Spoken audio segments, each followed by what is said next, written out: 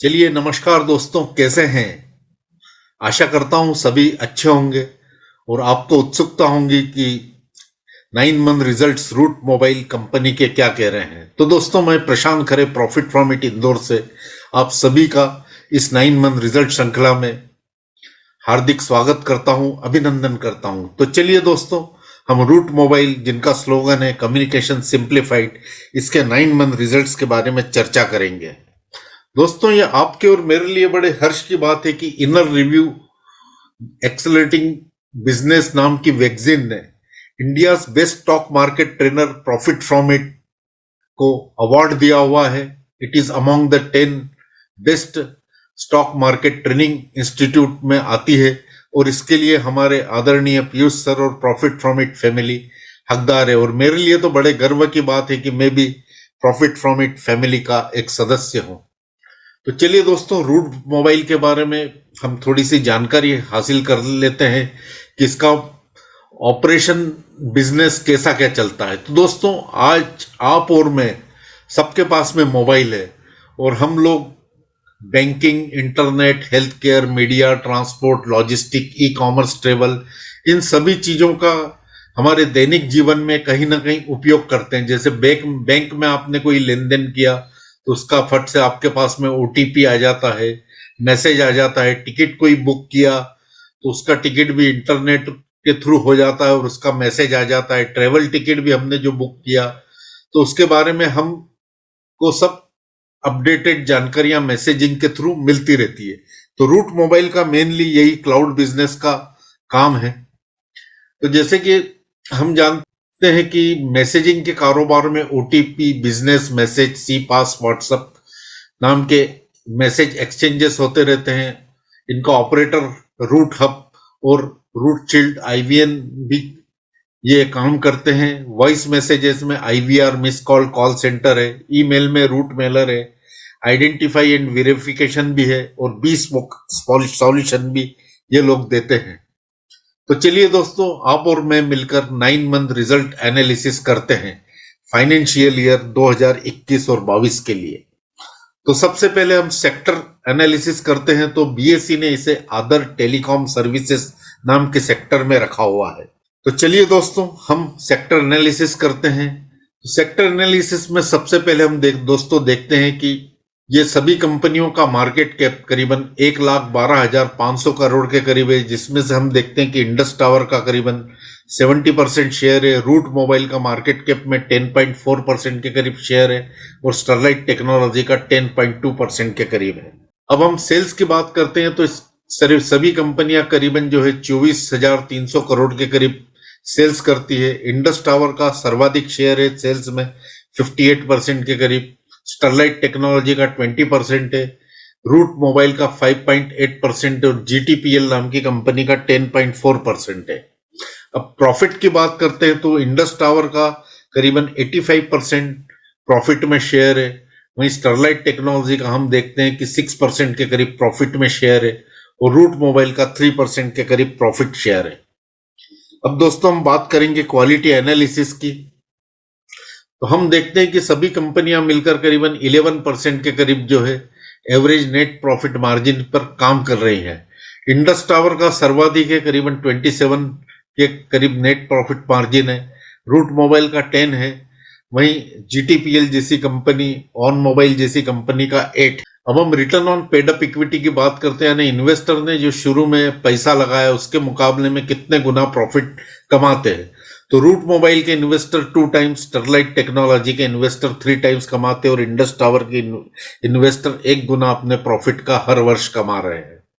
अब interest care coverage ratio यानी डेप्ट paying capacity कैसी, इससे हमें कंपनी के ऊपर डेप्ट कितना है ये हमें जान पड़ता है। तो हम देखते हैं कि रूट मोबाइल का करीबन 60 के करीब जो है आईसीआर नंबर आता है और ऑन मोबाइल का 69 के करीब है।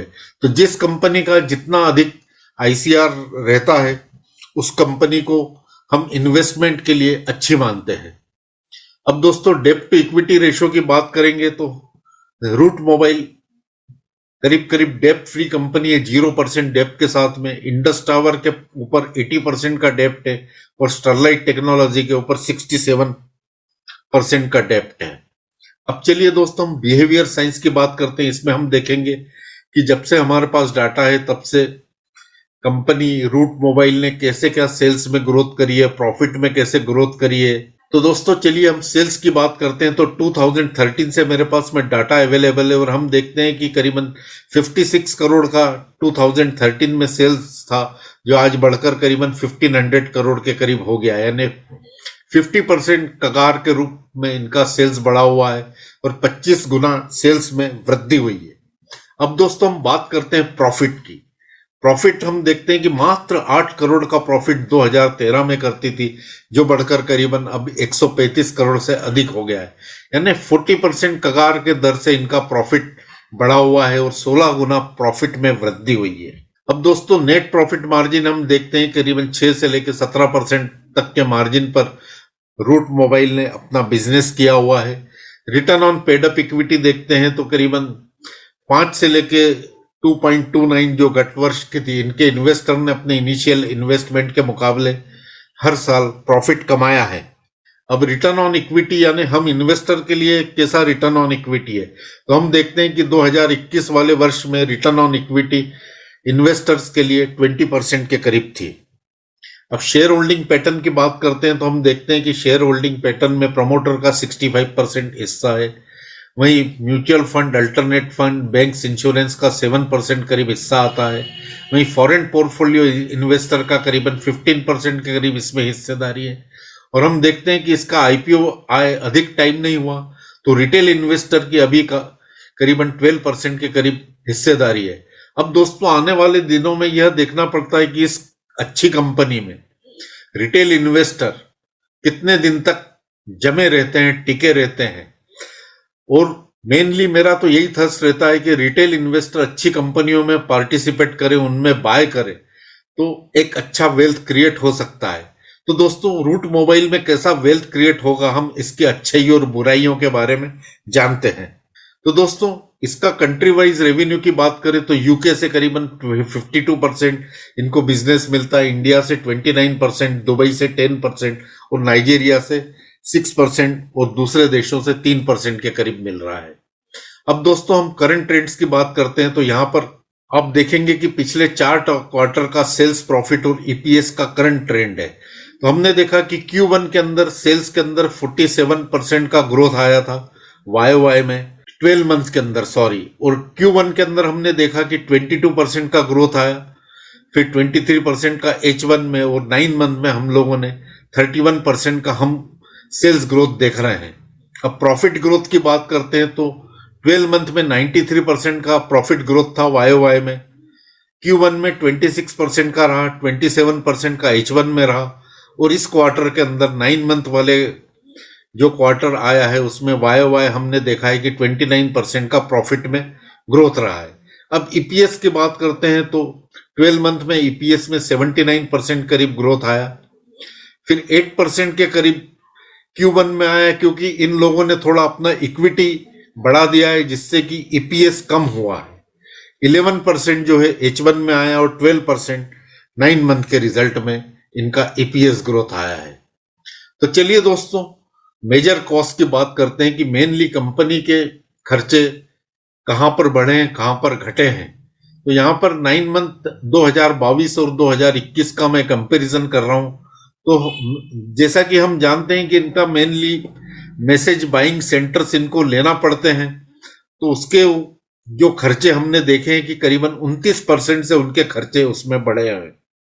एम्प्लॉय कॉस्ट भी काफी बढ़ गई है, करीबन 52% के करीब एम्प्लॉय कॉस्ट इनकी एज कंपेयर टू 9 मंथ 2021 के मुकाबले बढ़ी है। पर एक चीज अच्छी है कि इनका फाइनेंस जो है यानी वह कम हुआ है -26% से, और दूसरे इतर खर्चे भी करीबन इनके 69% से बढ़े हैं। अब दोस्तों हम सेगमेंटल रेवेन्यू की बात करते हैं कि पिछले साल के 9 माही नतीजों में और इस वर्ष के 9 माही नतीजों में क्या फर्क आया है। तो हमने देख रहे हैं इस स्लाइड के अंदर कि 30% के करीब यूके से इनके बिजनेस में वृद्धि हुई है, पर इंडिया में इनका बिजनेस -22% से कम हुआ है। दुबई में 36% की वृद्धि हुई है और नाइजीरिया के बिजनेस में 42% के परसेंटेज से वृद्धि हुई है और दूसरे इतर देशों से करीबन 90% के करीब इनके सेल्स में वृद्धि हुई है। अब दोस्तों चलिए फ्यूचर एस्टिमेट्स करते हैं कि क्या वाकई में ये वेल्थ क्रिएटर है कि नहीं। तो हम देखेंगे कि इस वर्ष जो है इसका रेवेन्यू करीबन 1828 करोड़ के करीब रह सकता है और प्रॉफिट जो है हम देखते हैं कि 170 करोड़ के करीब इनका प्रॉफिट रह सकता है।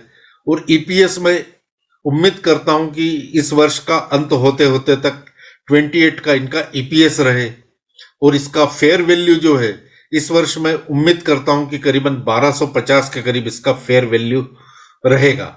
अब 2030 की बात करते हैं तो मैं एस्टिमेट करके चलता हूं कि करीबन 11,000 के करोड़ के करीब इनका सेल्स रहेगा, 600 करोड़ के करीब इनका प्रॉफिट रहेगा, 97 रुपीस के करीब इनका ईपीएस रहेगा और फेयर वैल्यू करीबन 5,100 के करीब रह सकता है।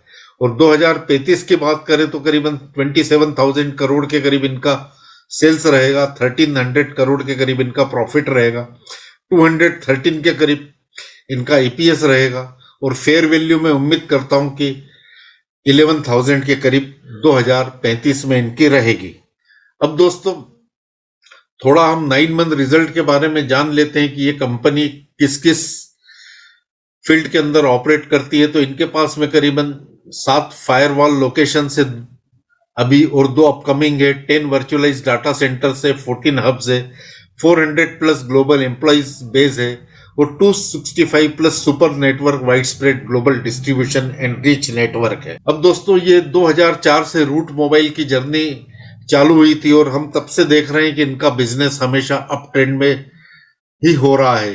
अब दोस्तों मेनली रूट मोबाइल का बिजनेस फोकस जो है सी पास बिजनेस के ऊपर है, जो अभी 2021 के डाटा के हिसाब से करीबन 9 बिलियन था और 2026 आते आते तक करीबन 35 बिलियन के करीब होगा।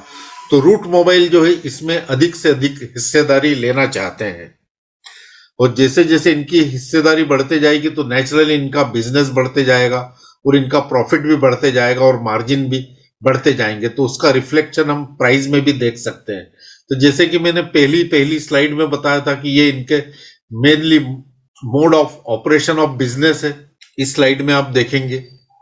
अब दोस्तों रूट मोबाइल ने एक और अच्छी चीज करी है कि ये जो न्यू प्रोडक्ट रेवेन्यू मोमेंटम है, न्यू प्रोडक्ट के ऊपर काफी फोकस कर रहे हैं। तो इस वर्ष हम देखते हैं कि 87% का YOY इनके बिजनेस में ग्रोथ हुआ है, यानी करीबन 51 करोड़ का इन्हें नए प्रोडक्ट के हिसाब से इनको बिजनेस मिला हुआ है।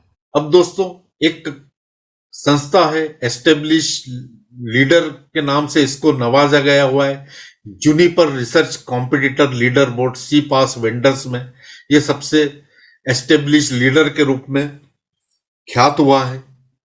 अब दोस्तों टेक्निकल्स की बात करते हैं। अब हमने तो सब इतिहास देख लिया, करंट ट्रेंड देख लिया, फ्यूचर ट्रेंड जान लिया, अब इसको हम खरीदे कहां। तो जैसे मैंने फंडामेंटल वैल्यू बताई थी करीबन 1250 के करीब आ रही है, पर टेक्निकली इसमें कहां एंट्री लेना चाहिए। तो जैसा कि हम देखते हैं कि पिछले कई महीनों से ये करेक्शन में चल रहा है, तो इसके अंदर टेक्निकली हमें एंट्री 1800 से 1400 की रेंज में इसको एक्यूमुलेट करिए और नियर टर्म टारगेट इसका हमें 2700 के करीब नजर आता है। अब दोस्तों कंक्लूजन में ये देना चाहता हूं कि ये एक बहुत ही छोटी कंपनी है बट इमर्जिंग इंडस्ट्री को बिलोंग करती है, huge potential to grow and digital India drive will definitely help in this. तो अपने पोर्टफोलियो में आप 1 से 2% का अलोकेशन रख सकते हैं। अब ये अलोकेशन 1 से 2% का इसलिए रख सकते हैं क्योंकि इनका मेन जो खर्चे है मैसेज बाइंग सेंटर, तो उसके ऊपर अधिक से अधिक खर्चा होता है और इसका हम लोगों ने अभी इसी वर्ष से देखा है कि इंडिया में इनके बिजनेस में करीबन -22% का डी ग्रोथ आया है। तो ट्राई जो अपने रेगुलेशन करती है रेट्स के बारे में, तो इनके खर्चे बढ़ जाते हैं। तो थोड़ा इन चीजों को देखते हुए मेरी आपको यह सलाह है कि आप 1 से 2% इसके अंदर अपना पोर्टफोलियो अलोकेशन रख सकते हैं। अंत में मैं डिस्क्लोजर ये देना चाहूंगा कि this presentation is for education purpose, consult your financial advisor. Thank you very much दोस्तों। और यदि आपको मेरा ये 9 मंथ रिजल्ट एनालिसिस का प्रेजेंटेशन अच्छा लगा है तो आप इसे जरूर लाइक करें और शेयर करिए। Thank you very much. Profit from it family and to you.